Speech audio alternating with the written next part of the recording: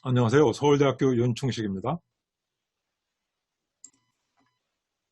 오늘 강의 점심 특강에는 바이러스와 에어로졸, 마스크, 또 클린룸에서의 바이러스 오염 이런 것들에 대해서 이야기하려고 합니다. 제가 이전 PDC코스에서는 급박하게 강의를 했고 이번 시간은 좀 시간이 주어져서 먼저 시를 하나 여러분께 선물로 드리고 강의를 하려 합니다. 뷰티 팁스 오드리 헵번. 사실은 이 시는 오드리 헵번 시는 아닌데 그냥 오드리 헵번의 시라고 알려져 있습니다. 아름다운 입술을 갖고 싶으면 친절한 말을 하라. 사랑스러운 눈을 갖고 싶으면 사람들에게서 좋은 점을 보아라. 날씬한 몸매를 갖고 싶으면 너의 음식을 배고픈 사람과 나누라. 아름다운 머리카락을 갖고 싶으면 하루에 한 번 어린이가 손가락으로 너의 머리를 쓰다듬게 하라. 아름다운 자세를 갖고 싶으면 너 혼자 걷고 있지 않음을 명심하며 걸어라. 사람들은 상처로부터 치유되어야 하며 낡은 것으로부터 새로워져야 하고 병으로부터 회복되어야 하고 무지함으로부터 교화되어야 하며 고통으로부터 구원받고 또 구원받아야 한다. 결코 누구도 버려서는 안 된다. 기억하라. 만약 도움을 주는 손이 필요하다면 너의 팔끝에 있는 손을 이용하면 된다. 더 나이가 들면 손이 두 개라는 것을 발견하게 될 것이다. 한 손은 너를 돕는 손이고 다른 한 손은 다른 사람을 돕는 손이다. 전체적인 강의는 코로나 바이러스에 대한 이야기, 그리고 이 비말 감염이다, 에어로졸 감염이다 이런 이야기가 있는데 그런 것에 대한 이야기, 마스크에 대한 이야기와 클린룸에 대해서 바이러스가 어떻게 전파될 수 있는지, 어떻게 잘 효과적으로 막을 수 있는지 그런 이야기를 하고 마지막으로 요약을 해보겠습니다. 코로나 바이러스에 대한 이야기입니다. 바이러스는 제가 이제 미생물 전공은 아니지만 바이러스는 크게 세 가지 타입이 있다고 알려져 있습니다. 처음에 이제 바이러스의 유전 정보를 복사할 수 있는, 그래서 바이러스는 사실은 생물이 아니라고 그러죠. 그 자체만으로는 복제할 수 있는 능력은 있지만 스스로 복제를 못합니다. 그래서 복제할 수 있는 능력이 있는 핵산, 이것은 DNA일 수도 있고 여기처럼 RNA, DNA, RNA 이런 것들이 이제 그 유전자 코드를 갖고 있잖아요. 그런 것들이 있고요. 그것들을 싸고 있는 이런 여기서는 12면체인데 이런 것들을 캡시드라고 이야기를 합니다. 캡시드. 그리고 그것을 이룬 것을 캡소미아 이렇게 얘기를 하는데요. 우선 이런 형태로 되어져 있는 것들이 있고요. 소아마비 바이러스, A형 감염 바이러스가 있고요.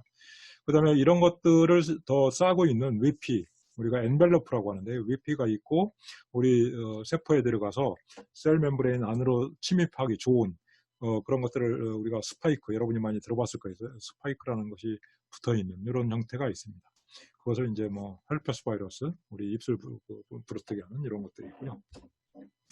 똑같은 그런 형태인데 여기에서는 이 안에 캡시드가 이제 이런 12면체인데 12면체가 아니고 나선형으로 이렇게 어떤 그 핵산을 DNA나 RNA를 감고 있는 그런 형태의 또 바이러스가 있습니다. 그래서 우리 인플루엔자 바이러스나 메르스 바이러스, 우리 2013년도인가요? 유행했던, 그리고 코로나 바이러스 이런 것들이 다른 형태가 되고 코로나 바이러스는 여기에 속합니다. 그래서 언론에 보면 우리가 백신을 개발한다. 그러면 백신에 이제 주된 현재 개발하는 많은 형태들은 요 그 스파이크라고 하는 이것이 이제 우리 세포에 들어갈 때, 세포에 침입할 때 열쇠와 자물쇠의 관계를 갖는다고 하는데요.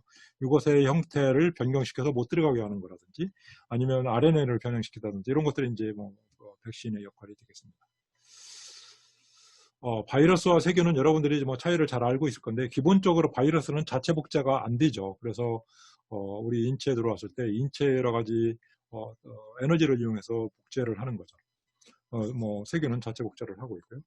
바이러스는 특이하게도 복제 능력을 가진 걸로써 DNA뿐만이 아니고 RNA를 갖고 있습니다. 세균이나 우리 인간은 DNA에서 유전자 코드를 받아서 RNA가 단백질을 이렇게 복제를 하잖아요. 그런데 이제 바이러스는 좀 더 그렇지 않고 두 개 중에 아무거나 갖고 있을 수 있고요. 그 다음에 숙주가 있어야 번식합니다. 우리는 그래서 바이러스를 굉장히 안 좋은 걸로 이렇게 이제 인식을 하는데요. 이게 생물종의 다양성, 그리고 효용성에서 보면, 우리 우주에 모든 것에 외계인이 있어서 지구상에서 복제 능력을 가진 것 중에 가장 효용성이 좋은 것, 그러면 아마 바이러스를 들 거예요. 왜 그러냐면 우리 인간은 굉장히 많은 에너지를 섭취를 해야 생존이 가능하잖아요. 시도 때도 없이 먹고 배출하고. 바이러스는 조건이 안 좋으면, 가만히 있다가 조건이 좋으면 다른 숙주를 이용해서 자신이 이렇게 복제를 해서 번식을 하니까 굉장히 효용이 좋은 거죠, 사실은. 뭐 우리 인간적인 측면에서 사람 인류적인 측면에서 보면 안 좋은 거지만 하여튼 그렇습니다. 세포의 구조가 없고 크기는 보통 200에서 300나노미터 정도입니다. 세균은 이거 대보해서 뭐 세포의 구조도 있고 숙주가 없어도 되고 또 크기도 이제 마이크로미터 보통 0.2에서 10마이크로미터 정도 이렇게 이제 봅니다. 코로나 바이러스는 아까 설명드린 것 중에서 맨 오른쪽에 있는 이런 형태를 갖고 있습니다. RNA가 있고 이 RNA도 이제 더블 스트랜드가 있고 싱글 스트랜드가 있는데요.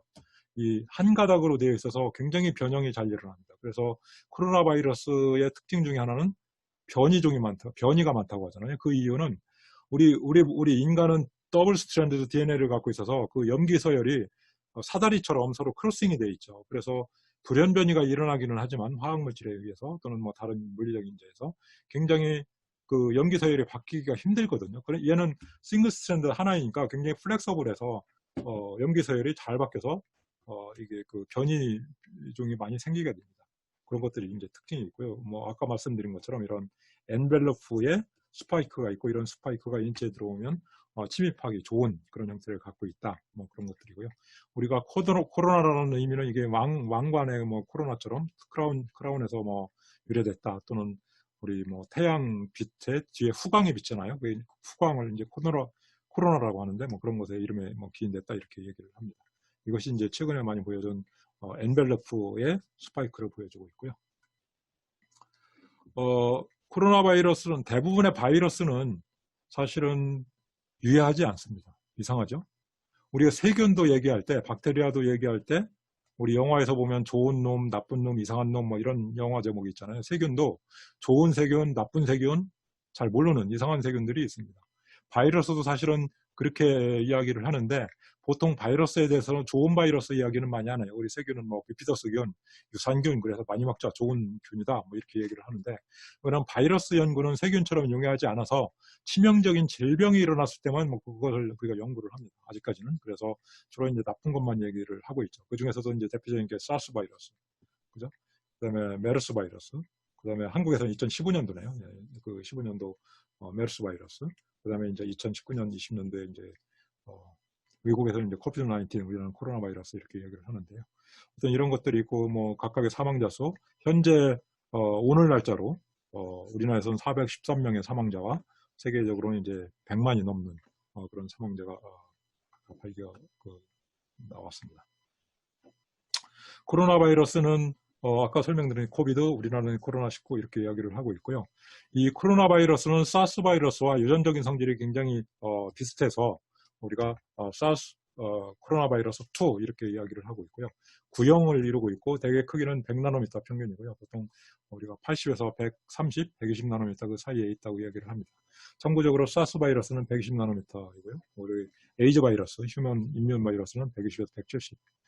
일반 바이러스는 처음에 얘기했듯이 한 20에서 300나노미터를 갖고 있습니다. 이런 것들이 입자 크기가 우리 이제 그 마스크나 어떤 필터의 여과 효율 얘기할 때 굉장히 중요한 역할을 하죠. RNA 바이러스 뭐 말씀드렸고 원 숙주는 이제 박쥐이고 이게 중간 숙주를 거쳐서 우리 인간한테 이제 왔다고 얘기를 합니다. 그래서 중간 숙주가 뭐냐가 이제 현재 굉장히 논란이 되고 있는데 천산갑이다. 아니면 뭐 고양이일 거다. 뭐 이런 뭐 여러 가지 이야기가 있고요. 하여튼 사스는 고양이였고 메르스는 단복 낙타였고 코로나 바이러스는 이제 아직은 확실히 모르지만 천산갑 이렇게 이야기를 하고 있고요.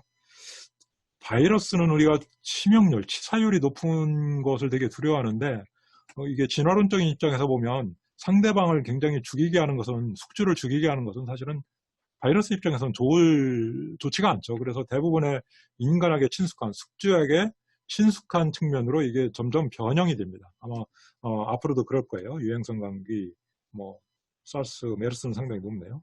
이제 앞으로도 이제 감염률과 치사율이 되게 반비례인데 그 코로나 바이러스는 사실은 감염력도 높고 치사율도 뭐 나라마다 좀 다르기는 하지만 2, 3% 뭐 이렇게 이야기를 하고 있습니다.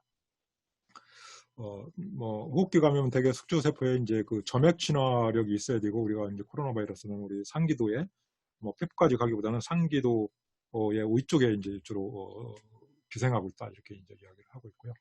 코로나 바이러스도 종류가 이제 크게 보면 알파, 베타, 감마, 델타 이렇게 되어 있고요. 코로나 바이러스, 코비드도 되게 이제 여기에 속한다고 하는데 이것은 복잡하니까 제가 그냥 넘어가겠습니다. 이게 이제 학문적인 계통분류라서 이쪽에 속하는 것이 이제 코로나 바이러스다 이렇게 보면 되고요. 바이러스가 다 공기 중 전파를 하지는 않죠. 그래서 공기 중 전파를 통해서 일어나는 것들을 크게 세 가지로 분류를 하고 있습니다. 절대적으로 공기로만 통해서 나가는 것이 결핵균. 그래서 이런 것들은 Absolute Airborne Transmission 이렇게 이야기를 하고 있고요.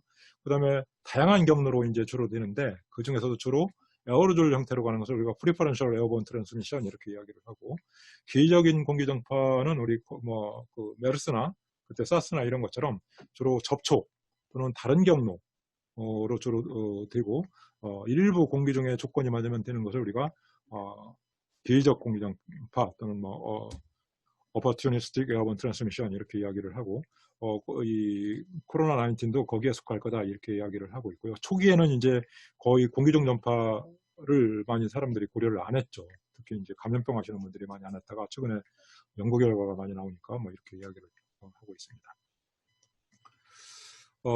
이 바이러스의 또 입자상 물질은 이제 마스크에서 잘 걸러지면 되는데, 코로나 바이러스는 안 걸러져도 사실은 공기 중에서 빨리빨리 감염력을 잃으면, 전파력을 잃으면 상관이 없는데, 그래서 이 전파 생존 기간이 상당히 이제 중요하다고 생각을 합니다. 사실 바이러스는 생존 죽었다 살았다는 용어를 안 쓰고요. 활성화, 비활성화 이런 용어를 씁니다. 자체의 생명력이 이제 없다고 보기 때문에. 하여튼 이런 것들이 실험실 조건에서는 굉장히 exponential decay를 한다. 비활성화가 굉장히 지수함수적으로 된다 이런 것이 있고요.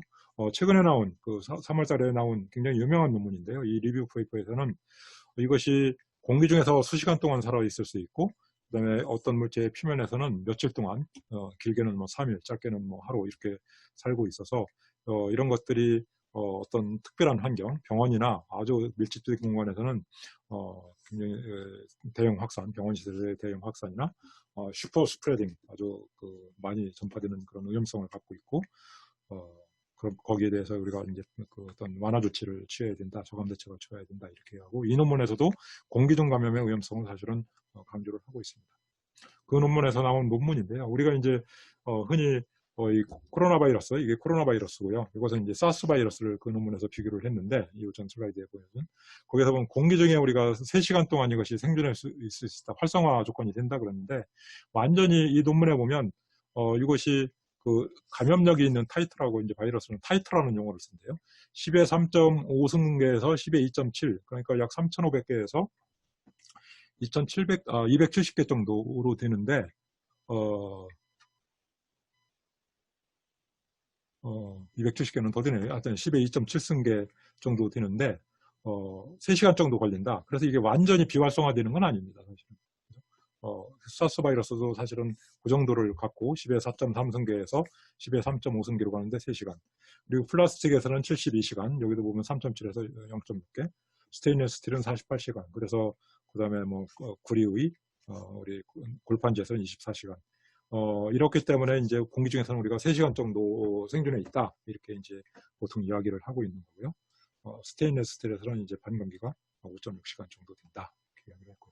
이 데이터는 제가 빨리 넘어가겠습니다. 위에서 설명한 그 논문에 나온 이게 공기 중에 있을 때 구리의에서, 골판지의에서, 그다음에 철의에서, 플라스틱의에서 각각의 내용이고, 이것을 서머리하는 것이 앞에서 보여준 것들입니다.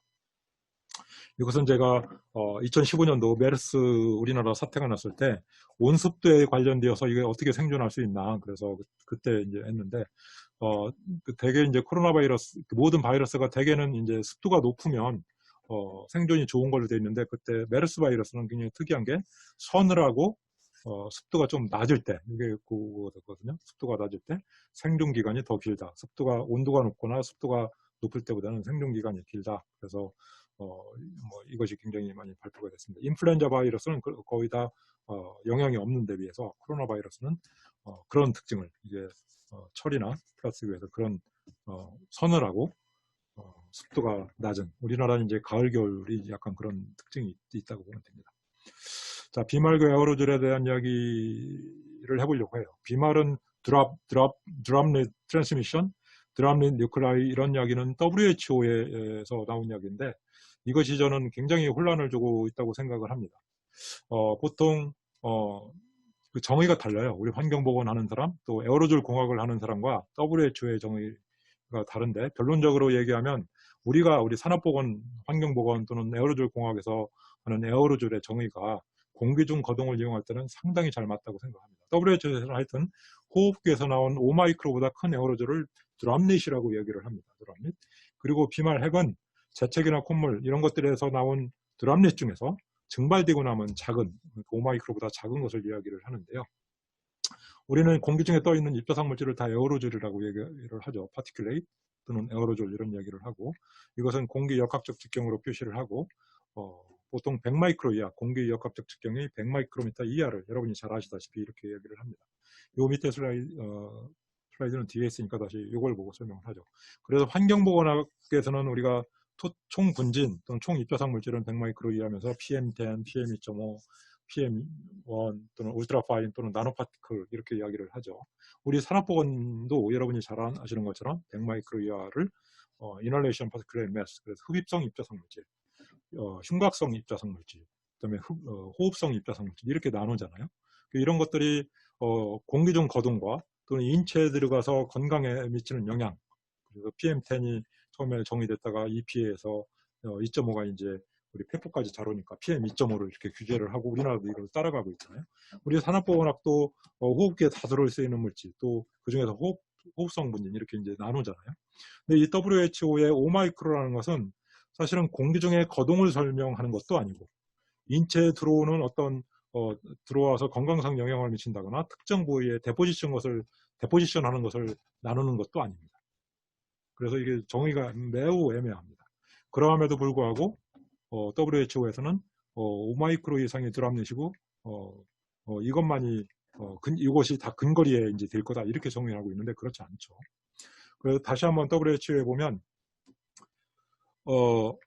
이게 이제 WHO의 요 책에서 WHO Infection Prevention and Control of Epidemic 이 책을 보고 우리나라 그 감염병 아시는 분들 또 전문가들이 거의 이 이야기를 따라가고 있죠. 그래서 Respiratory Hygiene 보면 거기에서 인용된 증거의 질이 매우 very low입니다. 그렇지만 레커멘데이션은 아주 강하게 해요. 이게 이제 집단적인 어떤 그 예방 대책을 세우기 위해서 또는 개인 보호 리스크 어세스먼트에 의해서 결정된 개인 보호의 것도 그 증거가 매우 낮거나 중간 정도인데 레커멘데이션은 또 강하게 합니다. 그래서 이 증거 능력으로 보면 매우 낮은 걸 갖고 이야기를 하는 거죠. 그래서 WHO는 비말 전파는 5마이크로 이상만 된다 이렇게 이야기를 합니다. 그래서 보통 1마이크로 이내만 하고 1마이크로 이상은 이제 뭐 괜찮다 그러다가 최근에 이제 증거들이 많이 나오니까 뭐 2마이크로까지 간다 뭐 이런 이야기를 하는 거죠. 그리고 에어로졸 전파는 5마이크로 미만 이상만 전파한다 이렇게 이야기를 하고 있고 근데 이 WHO 권고안은 사실은 병원 시설에 관한 헬스케어 시설에 관한 그런 겁니다. 그래서 일반 어떤 사무실이라든지 아웃도어 에어라든지 크라우디드 스페이스, 뭐 밀폐된 공간에 이런 것들에 대한 권고안은 사실 아닙니다. 그러니까 다른 상황일 때는 사실은 우리 산업보건이나 환경보건 이런 사람들은 에어로졸에 대해서 더 잘 알고 있잖아요. 다른 의견을 갖고 있고 저도 뭐 마찬가지입니다. 그래서 뭐 이건 참고로 보면 될 것 같아요. WHO는 직접적 증거가 매우 낮거나 낮은 정도며 주로 실행에 초점을 두고 있고요. 그래서 미국 폐역회에서는 대개 이제 스니징, 코핑하고 스니징은 다르죠. 그죠?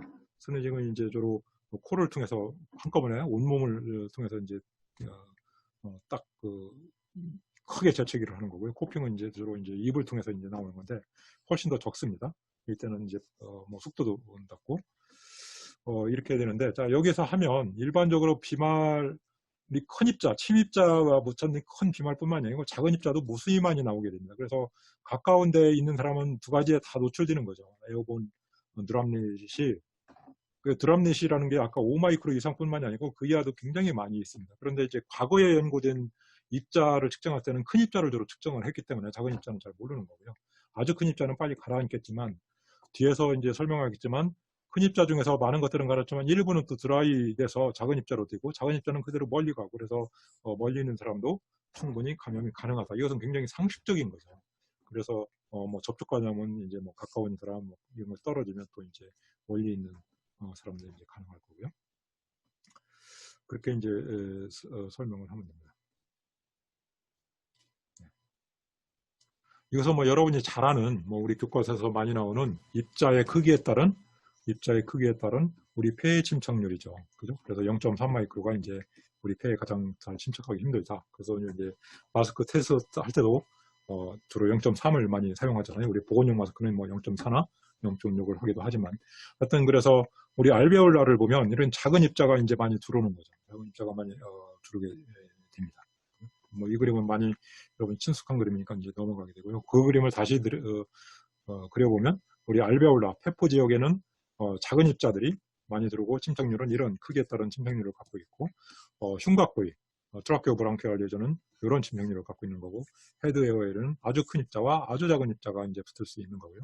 그래서 이제 이렇게 되는 거라고 보면 됩니다. 그것을 아주 쉽게 표현하면 이런 거죠.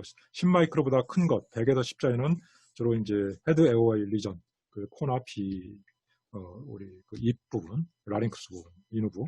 그 다음에 트라케오 브랑키알은 뭐 2.5에서 10.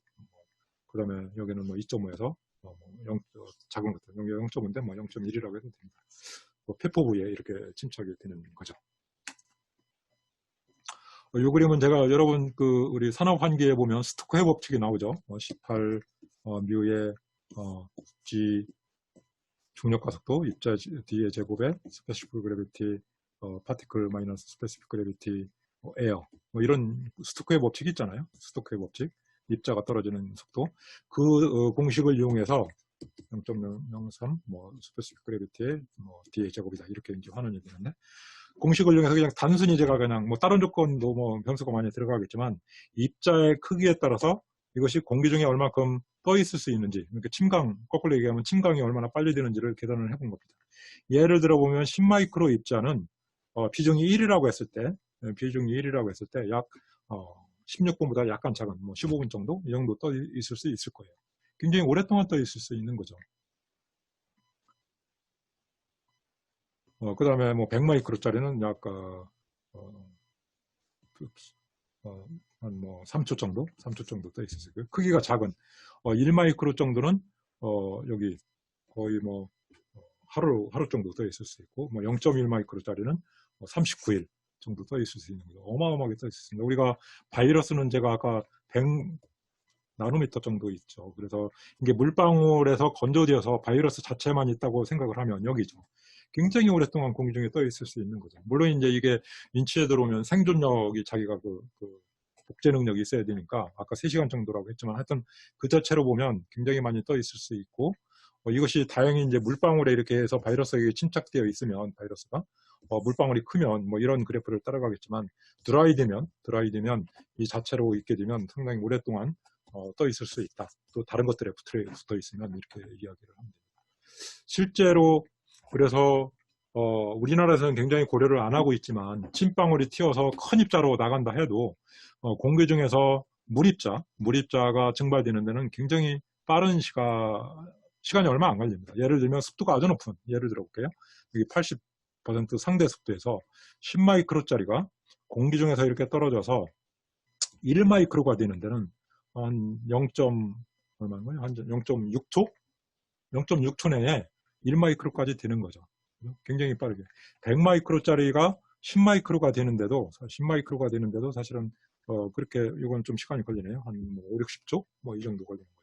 작은 입자는 더 빠른 뭐 1마이크로가 0.1로 되는 데는 습도가 아주 높다 해도 뭐 0.01초도 안 걸리는 거죠. 0.006초.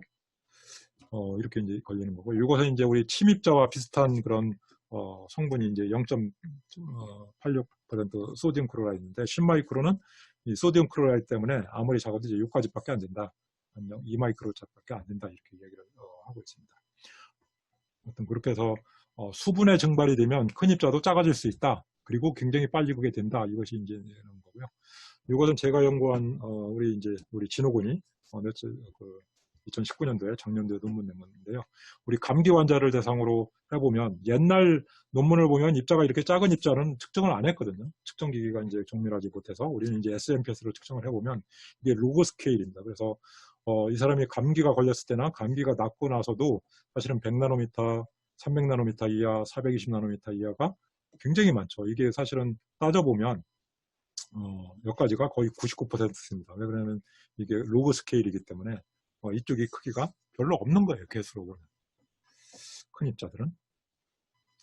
그래서 다시 한번 설명을 드리면 자, 재채기를 하면 큰 입자, 작은 입자가 다 섞여서 나오고 큰 입자는 물론 빨리 떨어질 겁니다. 빨리 떨어지고 근거리까지밖에 못 가는데 일부 덜 떨어진 것들이 공기 중에서 이전 슬라이드에서 설명한 것처럼 빨리 증발이 되면 작은 입자들, 뭐 소금기가 있으면 그런 것 또는 뭐 다른 소금기나 다른 어떤 입자 성분과 붙어서 있게 되거나 단독으로 있게 되면 아주 멀리까지 갈 수 있고 그래서 최근에는 이제 2m, 뭐 8m 얘기도 하는데요. 환기가 되면 멀리까지 갈 수 있는 거고 그래서 단순히 1m 이상만 보고 포미트 그 직접 접촉에 의한 그런 것들만 보면 잘 예방을 못하는 거죠. 그래서 엘리베이터에 의한 어떤 다량 확진 환자의 발생 그리고 구로 콜센터도 사실은 그 많은 사람들이 다 접촉 감염이 힘들잖아요, 사실은. 그래서 이런 작은 수분 증발에 의한 멀리 에어로졸의 전파 이런 것들이 저는 큰 역할을 했다고 생각을 합니다. 그래서 지금까지 알려진 코로나 바이러스의 감염은 뭐 비말 감염은 확실하고요. 이것이 이제 그다음에 접촉 감염도 이제 확실하고 기회적 감염은 처음에는 사람들이 많이 이야기를 안 했고요. 우리 그 WHO의 그 책에서도 기회적 공기중 감염은 이런 것들만 이야기를 하고 있습니다. 헬스케어 퍼실러티에서 병원 의료기관에서 기관지 삽입, 수실 중환자실에서 특수 그런 처치를 할 때 환자에서 나오는 거다. 그래서 공기중 감염이 굉장히 낮다 이렇게 얘기했는데 최근에는 많은 논문들이 그것과 상반되는 그런 이야기를 해서 공기중에서 멀리 가고 있다 이런 이야기를 할 수 있고요. 대소변은 뭐 케이스가 좀 나오는데 뭐 검출이 되기는 하지만 사실은 불확실하고요. 눈점막도 한두 케이스인데 사실은 불확실한 것 같습니다. 이것은 이제 확실하고 이것도 이제 가능성이 점점 높은 쪽으로 이렇게 우리가 보고 우리가 예방 대책을 세워야 될 거라고 저는 개인적으로 생각을 합니다. 마스크는 이제 여러분이 잘 아시는 것처럼 그게 이제 방진 마스크, 그다음에 방독 마스크 이 두 개를 혼돈하면 안 되죠. 제가 이제 코로나 바이러스 처음에 어떤 기자가 뭐 정밀 취재를 한다고 하고 뭐 완전히 그 전면형의 방독 마스크를 쓰고 갑갑합니다 이렇게 써도 안 되는데 어떻게 숨을 참겠어요. 그 방독 마스크 쓰면 뭐 입자성물질을 못 걸르죠. 그래서 우리는 방진 필터를 사용해야 됩니다. 이것은 방진 필터를 제가 전자현미경으로 찍어보는데 이것은 이제 용접 흉입니다. 이렇게 필터에 걸르는 거예요. 여러 가지 기전으로 인해서. 잘 아시는 것처럼 여러분이 뭐 간섭, 충돌, 확산, 뭐 이런 것들이 이제 주된 거고 정전기적 침강. 그래서 요새는 이제 그 입자상 물질이 정전기를 띠고 있기 때문에 그게 반대 전압을 띠고 있으면 굉장히 효율이 좋아지는데요.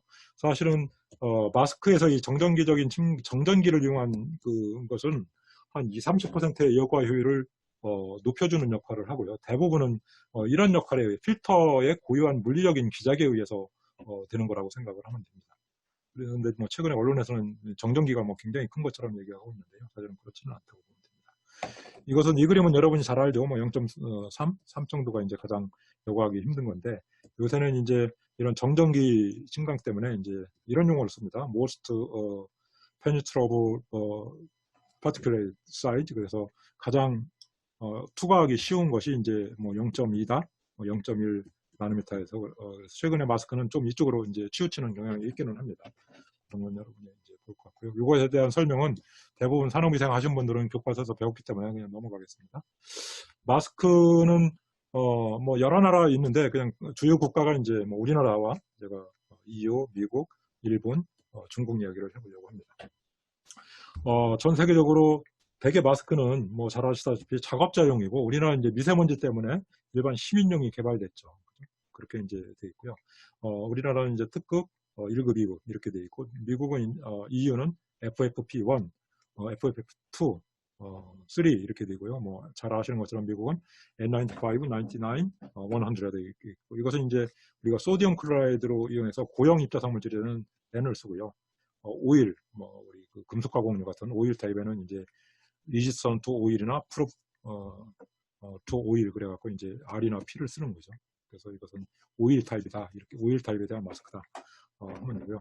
일본은 이제 disposable 타입을 D라고 하고요. 그 다음에 reusable 재사용하는 것을 R 이렇게 얘기하고 solid는 여기다 붙여서 DS 1, 2, 3 그 다음에 그 reusable은 이제 reusable for solid, for liquid에서 또 1, 2, 3 이렇게 나옵니다.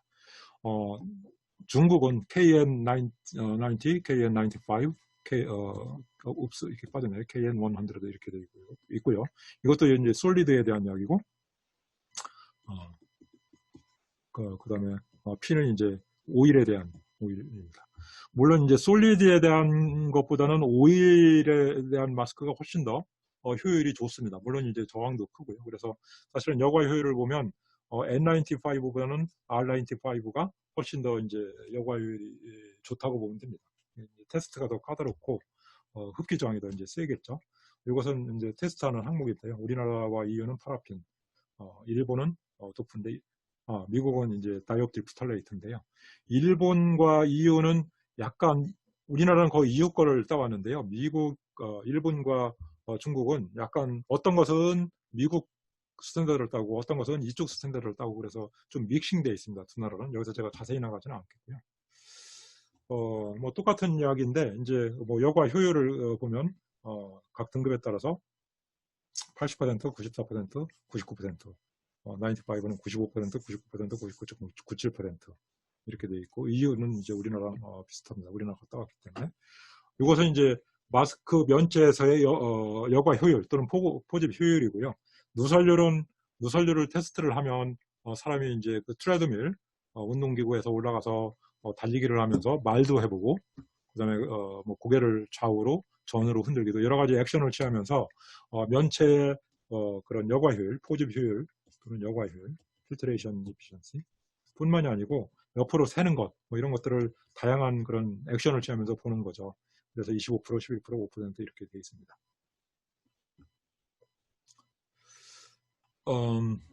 이제 일반 마스크에 대한 그런 관심이 많이 있고요. 최근에 WHO에서도 저도 이제 참가를 하는데 이런 일반 면 마스크에 대한 뭐 기준을 만들까 이런 뭐 논의를 한창 하고 있습니다. 그래서 우리나라를 보면 이제 처음에 마스크 코로나 바이러스가 했을 때는 KF94를 쓰라고 했다가 일반 사람들은 이제 KF80 뭐 정도 쓰라고 했죠. 하이 리스크는 이제 94를 쓰고. 그런데 이제 날씨가 더워지면서 6월 달이 되면서 이게 쓰기가 불편하니까 일반 사람들이 그냥 일반 면 마스크를 많이 쓰니까 이래서는 안 되겠다. 그래서 어프로브한 게 AD 마스크죠. AD는 안티드랍닛이라는 용어고요. 이것은 필터의 포집 효율에 대한 그 테스트의 의무 규정은 없습니다. 의무 규정은 없는데 단지 의무 규정은 거기에 마스크의 바깥면과 안쪽면에 여과제를 넣어라. 그래서 여과제를 넣으면 보통 우리가 이제 55에서 80% 있다고 이렇게 이제 그 질병관리청에서 이야기를 하고 있습니다. 그래서 이것이 이제 우리나라 최초로 일반 면 마스크를 아무거나 쓰지 말고 이것 위에 대안으로 더우니까 이걸 쓰라고 되어 있습니다. 여기에서는 일반적으로 다른 마스크처럼 여러 가지 시험을 하고요. 이제 이게 안티드랍닛이라고 얘기를 했잖아요. 안티드랍닛. 코리안 필터 안티드랍닛인데 이것을 테스트하기 위해서 물을 250ml 비커에다가 10ml를 따라서 거꾸로 엎어서 이 마스크 내변에 넣고 30분 동안 방치해서 밑에 떨어지는 것이 확인되는지 육안으로 관찰하는 게 안티드랍닛 테스트의 전부입니다. 그러니까 물이 여기서 새느냐 안 새느냐 뭐 이런 것들을 보는 겁니다. 근데 이것에 정말 이것이 마스크가 효과가 있을 거냐 이런 것들에 대해서는 연구가 이제 검증되지는 않았는데 제가 이 이야기를 이제 WHO 회의에서 했어요. 했는데 거기에서 제가 이제 강조한 건 이것에 개인의 하이 리스크를 줄여주기는 힘들지만 집단적으로 볼 때 집단의 어떤 리스크를 줄일 수 있다 뭐 이런 이야기를 했습니다. 왜냐하면 이 AD 마스크를 쓰게 되면 이것은 기본적으로는 뭐 어느 정도 필터링 효과가 있으니까 작은 입자도 이제 막기는 하겠지만 기본적으로 큰 드랍닛이 마스크 웨어러, 마스크 착용자로부터 나가는 것을 방지를 하는 거예요. 그러면은 그 드랍닛이 근거리 사람으로 나가는 것도 방지하고 또 나가서 작은 입자로 변환되는 것도 방지를 하죠. 그러면 옆에 있는 마스크, 다른 사람이 작은 드랍닛이나 또는 큰 드랍닛으로부터 감염될 기회를 줄이는 거지, 마스크 착용자가 다른 사람의 작은 입자로부터 오는 것을 잘 막지는 못합니다. 그러니까 요약해서 말씀을 드리면, 집단 면역에서 집단 감염의 위험을 감소시킬 수 있고, 소스 컨트롤의 일종이라고 보면 됩니다. 소스에서 큰 비말이 나가는 것을, 침입자가 나가는 것을 방지하기 위한 거지, 상대방으로부터 나온 것들을, 작은 입자를 막는 것은 아니다. 이렇게 여러분이 생각하면 좋을 것 같습니다. 좋은 마스크라는 것은 포집 효율이 좋으면서 압력 저항이 작은 것이 좋겠죠. 그런데 불행하게도 포집 효율이 좋으면 압력 저항도 이제 커지게 되겠죠. 그런 것들이 이제 민간 입장, 어린이 같은 데는 이제 쓰기가 힘들 거고요. 그래서 저는 미세먼지, 우리 황사, 미세먼지 나쁨 이런 수준이면 KF80도 저는 추천을 합니다. 왜 그러냐면 매우 나쁨 수준이 150 마이크로인데요. 이게 80% 감소를 하면, 누설이 안 된다고 보면 30 마이크로 정도만 들어오거든요. 이 정도는 좋음 수준입니다. 우리 마스크 안 쓸 때와 비슷한 수준입니다. 자꾸 넘어가서 죄송해요. 그런데 바이러스일 때는 매우 이야기가 복잡합니다. 일단은 모든 마스크가 바이러스를 대상으로 이제 하는 건 아니고, 우리나라 이거 이제 시험 항목에 이제 집어넣는다고 하는데요. 그 다음에 일부 통과되는 것에 대량 복제 가능이 또 가능하죠. 이것은 이제 개인의 면역력에 따라서 다르겠고, 표면에서의 증식 가능성도 있고요. 그 다음에 세균 바이러스에 대해서 미국에서 KF19, 95, I'm sorry, 영어는 뭐죠? 자꾸 영어가 나와서 N95에 대한 이런 바이러스 박테리아에 대한 실험을 많이 해서, 이것이 입자상 물질에 대한 여과 효율 좋은 것보다 이런 것들에 대한 효율은 더 좋다. 그래서 그냥 소디움 클로라이드로 해서 합격을 하면 이런 것들은 효율이 더 좋다, 더 잘 맞기 때문에 써도 됐다, 이런 논문이 굉장히 많이 나와 있는데, 그런 것들이 다 비치명적인 그런 미생물로, 서로게이트로, 대체물질로 실험한 것입니다. 그래서 대부분 이제 추천을 합니다. 그래서 제 생각에는 바이러스에 적합한 마스크는, 저는 굉장히 위험성이 높은 공간, 병원이나 혼잡 공간, 엘리베이터, 감염자가 의심되는 데는 KF-절은 94를 이상을 쓰는 것이 맞다고 생각을 하고요. 다른 마스크도 쓰면 사실은 집단적의 그 감염의 위험성은 많이 줄일 수 있다고 생각을 합니다. 특히 이제 다른 수설용이나 덴탈보다는 KF80이 나을 것 같고, KF-AD는 소스 컨트롤이 된다. 아까 말씀을 드렸죠. 이렇게 얘기를 하고 있고요. 그냥 일반 여기에 다른 몇 마스크나 이런 것들은 효과가 더 낮을 거라고 저는 생각을 하고요. 야외에서는 대부분 저는 마스크를 안 써도 된다고 생각을 합니다. 단지 농구 게임이라든지, 우리 달리기를, 저도 달리기를 좋아하는데, 앞뒤로 서서 달리기를 하면 앞에 서서 있는 사람의 호흡 플럼, 나온 것이 달리는 사람의 영향을 줄 수 있잖아요. 그래서 앞뒤로 달리는 것보다는 옆으로 평행하게 달리는 게 훨씬 더 낫죠. 그래서 바깥에서도 너무 밀집 혼잡하게 있을 때는 써야 되지만, 혼자 산책한다든지 공원에서 이렇게 사람들 산책할 때 이런 데는 저는 안 써도 된다고 봅니다. 또 하나는 이제 굉장히 중요한 게 밀착이 중요합니다. 그죠? 누설 아까 얘기했지만 KF80, 94, 99에 따라서 80은 25%, 11%, 5% 이렇게 되잖아요. 그래서 그런 것들을 여러분이 이제 봐야 될 것 같고요. 우리 산업보건에서 잘 얘기하는 것처럼 보호구는 최종적인 수단입니다. 그래서 발생원 제거, 소독 같은 거 잘하고 손 잘 씻고 이런 것들이 훨씬 더 중요한 거고, 환기, 격리, 위생 이런 것들이 더 중요한 거죠. 이것은 미국의 논문인데요. 이제 인플루엔자 바이러스가 수술용 마스크가 인플루엔자 환자의 바이러스 에어로졸을 얼만큼 잘 막느냐. 수술용 마스크는 큰 입자, 큰 에어로졸, 이게 WHO의 5마이크로 이상의 그런 드랍넷이죠. 드랍넷은 25배만큼 감소시키니까 굉장히 잘 감소를 시키는데, 작은 입자, 드랍넷 뉴클레아라고 하는 비말 핵이라고 하는 것들은 비착용할 때보다는 많이 낮아지만 2.8배밖에 감소를 못합니다. 여기는 굉장히 많이 25배 감소인데 비해서 안 쓰는 것보다는 낫지만 완전히 막을 수는 없다. 이런 거죠.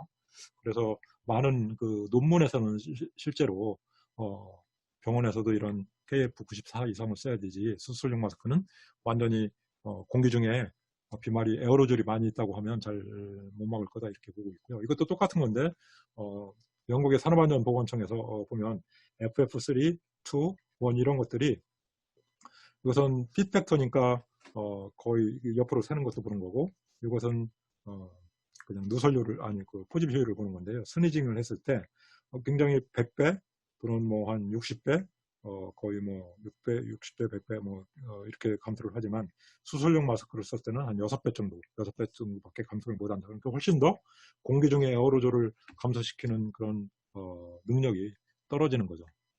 그렇게 이제 보면 됩니다.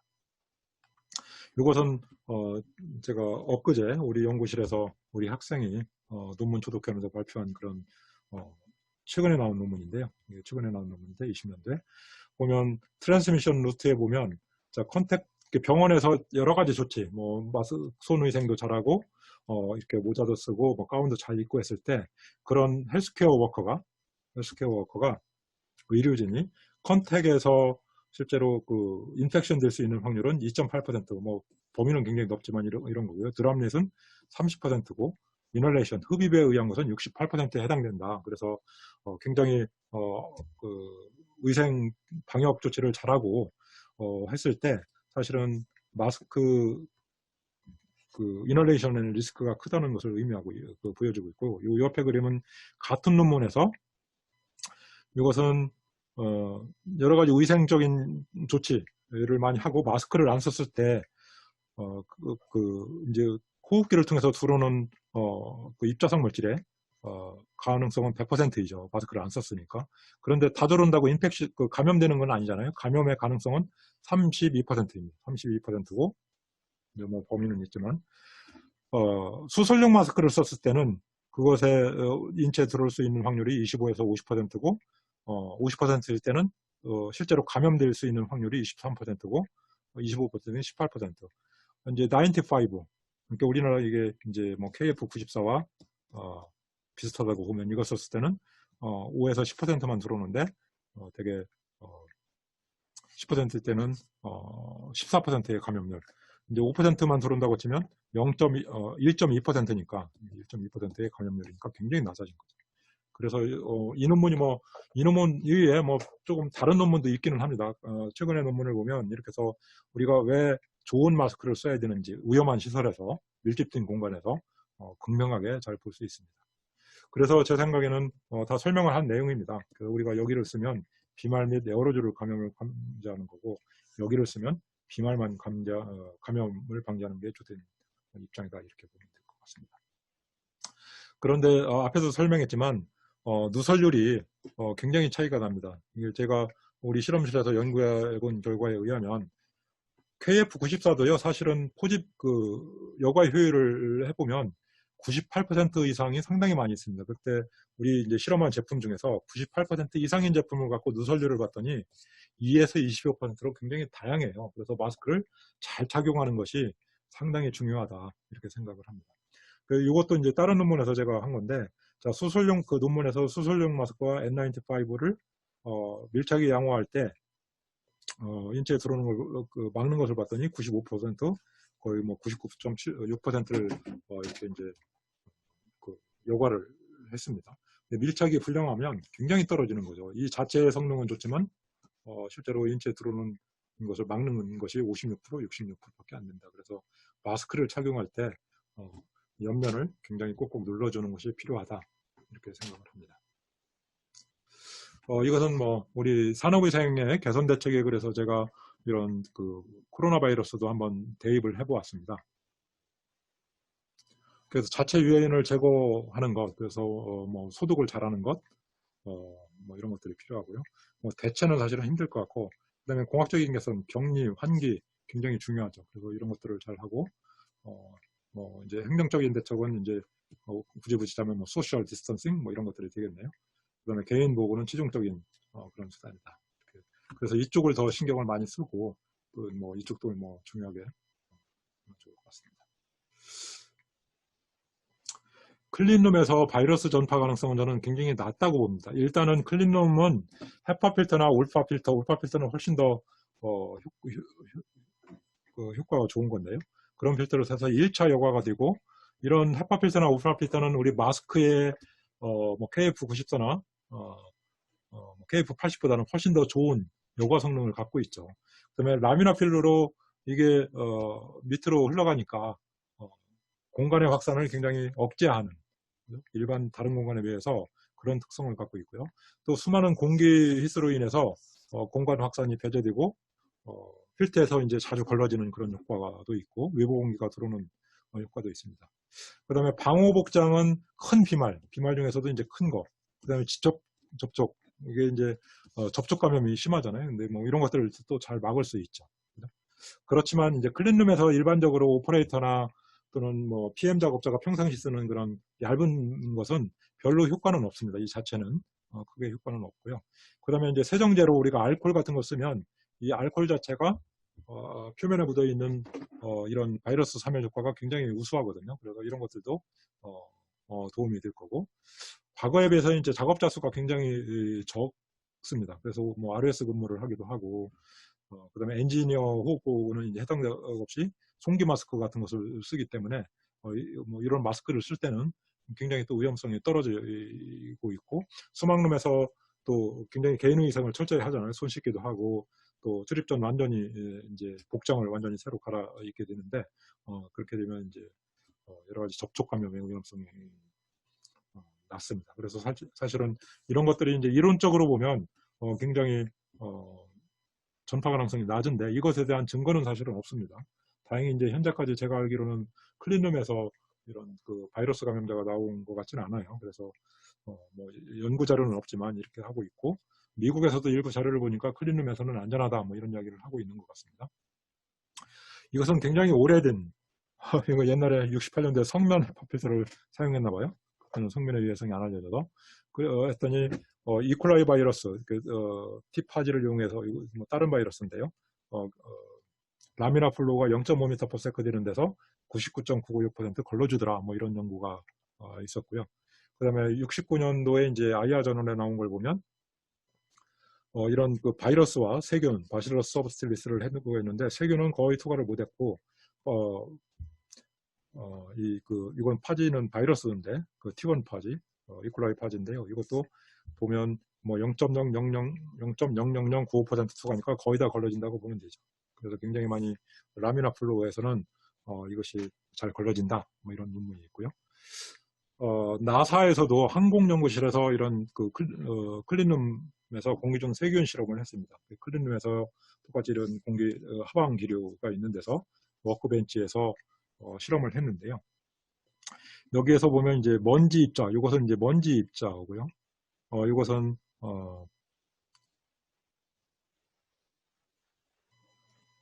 죄송합니다. 이것은 콜로니, 단의 큐빅피트당 콜로니의 입자 수, 개수가 여기 개수 9개 큐빅미터고요. 이쪽은 이제 그 입자상 물질의 그런 수가 되겠습니다. 그래서 10의 2승, 10의 3승 이렇게 됩니다. 1큐빅피트당, 그러니까 피트의 세제곱당.